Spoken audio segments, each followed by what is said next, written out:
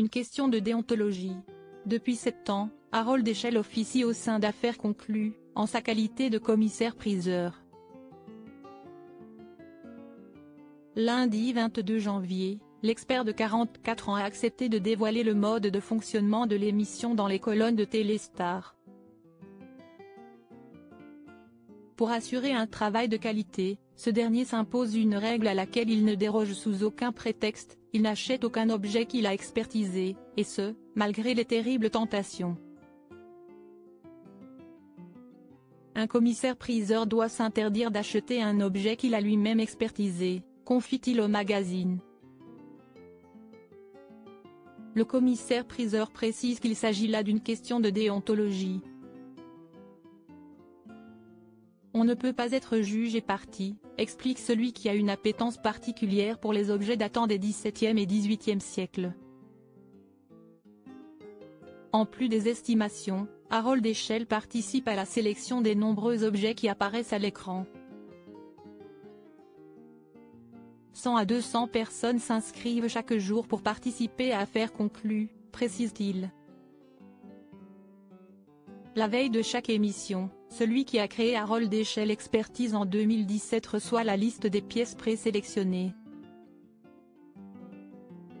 À la suite de quoi il entame des recherches pour voir s'il y a des choses similaires déjà évaluées dans des salles des ventes, en France et à l'étranger.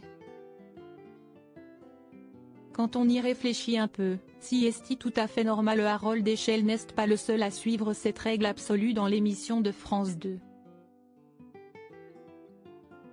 Le 27 décembre dernier, Julia Vignali, qui a succédé à Sophie Davant en septembre 2023, à la présentation d'Affaires conclues, a confié à Soir Mag que la production lui interdisait d'acquérir des objets. Quand on y réfléchit un peu, si est tout à fait normal. Si un objet me tape dans l'œil, l'acheteur pourrait me le revendre moins cher, donc il y a conflit d'intérêts, confie-t-elle, compréhensive. Alors, pour se procurer les pépites dénichées pour l'émission, la présentatrice a trouvé une solution. Elle prend ses objets coup de cœur en photo, et se rapproche du directeur de casting pour avoir le maximum de détails. Enfin, elle s'empare de son ordinateur pour trouver un article identique. De quoi se faire plaisir sans outrepasser ses droits. Article écrit en collaboration avec 6 médias. Crédit photo, Cédric Perrin.